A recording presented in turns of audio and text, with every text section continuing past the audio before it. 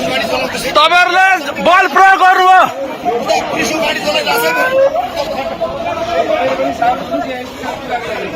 तपाईहरुले बल प्रयोग गरेर ढोका तोड्नु भएको छ। सर म पत्रकार हो, मलाई बोल्न दिनु। बल प्रयोग गरेर प्रहरीले यहाँ गेट तोडफोड गरेको छ गुन्डुमा। गेट किन तोडेको? नेपाल प्रहरीको गेट हो यो तोड्ने।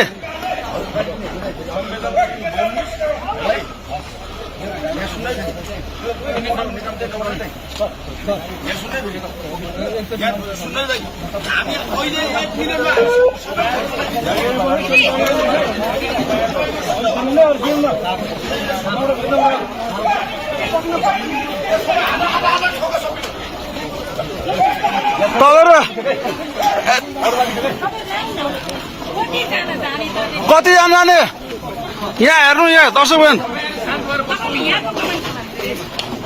यहाँ हेर्नु, यहाँ यो गलत गरे हेर्नु नेपाल प्रहरीले।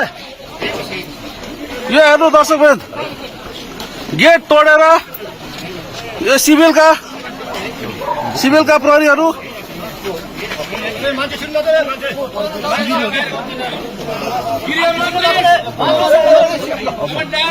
गृहमन्त्री मुर्दाबाद भनेर बदमासी हो। दर्शकबिन्द केपी ओलीलाई ल्याइसकेपछि जिल्ला प्रहरी परिसर काठमाडौँ अहिले एकदमै सतर्क अवस्थामा रहेको छ। प्रहरीहरू बाक्लो मात्रामा परिचालन भएको छ भने यहाँ वरिपरि जम्मा भएका मान्छेहरूलाई हटाउने कार्य प्रहरीबाट भइरहेको छ।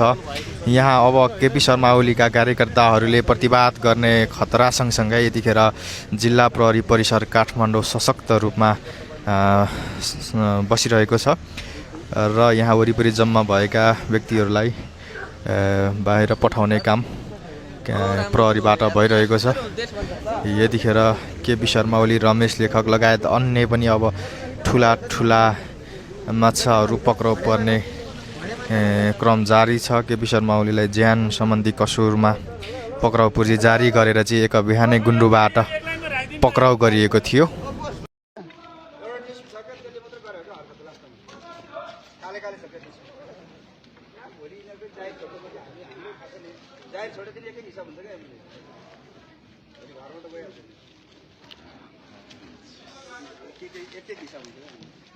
पुलिवालाको हिसाब हुन्छ, सानो सिपाहीहरूको त के हिसाब हुन्छ।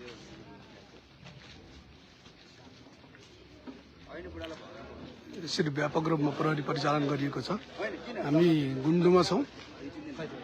उपत्यकामा रहनुभएका सबै साथीहरू यता होला।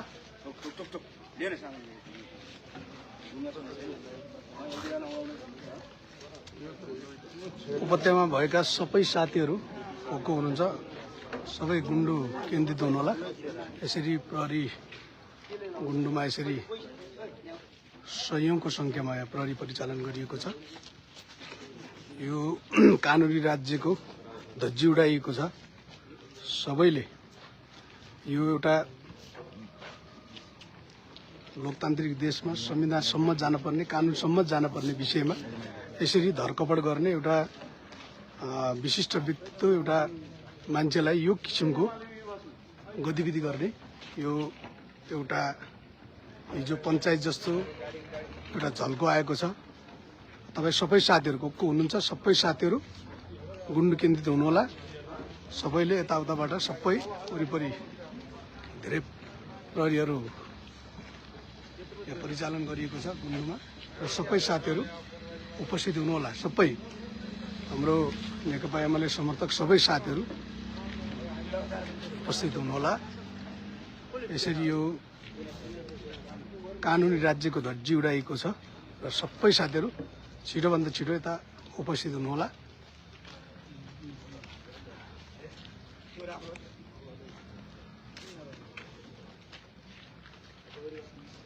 यस्तो हिसाबले यो रातिको 4:30-5 बजे यो किसिमको एउटा गलत प्रवृत्ति, गलत संस्कार आम युवालाई एउटा सकारात्मकतिर भन्दा पनि यो फेरि देशलाई मुडबेडतिर लैजाने प्रयत्न भएको छ। सबैले जलाउन मार्न उद्देशित गर्न एउटा किसिमको मान्छेको मानसिकतामा त्यसरी भर्ने काम भएको छ। सबैले यो किसिमको कुनै आज शनिबारको दिन पनि यस्तो किसिमको न अदालतबाट कुनै पक्राउ पुर्जी छ न केही त्यस्तो प्रक्रिया अगाडि बढाइएको छ, तैपनि यस्तो किसिमले यस्ता गलत गतिविधि गर्ने कार्य भएको छ। सबै साथीहरू छिटोभन्दा छिटो गुन्डुमा उपस्थित हुनुहोला। उपत्यकामा भएका सबै साथीहरू उपस्थित हुनुहोला।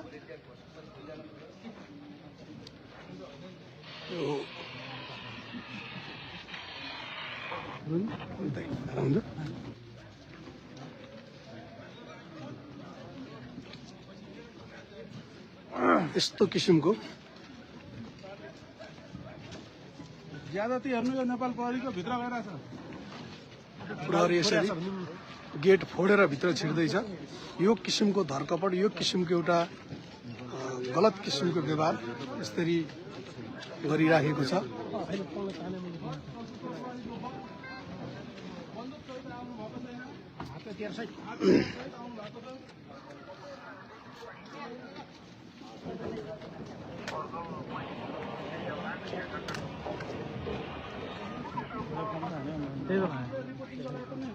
पुरानो भएको छ।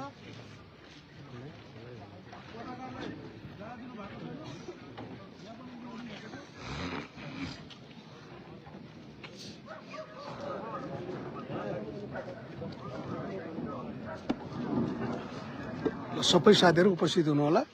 भित्र पुलिस प्रवेश गरेको छ र यो कानुनी राज्यको धज्जी उडाएको छ र सबैले यस्ता यो घृणित कार्य, यो एउटा राज्यले दमन गरेको यो पुलिस प्रशासनलाई जबरजस्त रूपमा यसरी परिचालित गरेर यो रातको समयमा यस्तो किसिमको एउटा अमानवीय किसिमको हरकत गरेको छ र यसलाई कानुनी रूपमा कानुनी राज्यलाई सबैले मान्नुपर्छ। तर यो किसिमको गैर कानुनी गैर राजनीतिक यस्ता हरकतहरू हाम्रो अहिलेको सरकार जो यही चिजलाई एउटा संस्थागत गर्न, अराजकतालाई यो किसिमको एउटा सिंहदरबार सर्वोच्च अदालत जलाउने पंक्तिलाई साथ दिनको लागि यो किसिमको राज्यको सम्पूर्ण शक्ति परिचालन आफैमा दुःखद छ र सबै साथीहरू यहाँ उपस्थित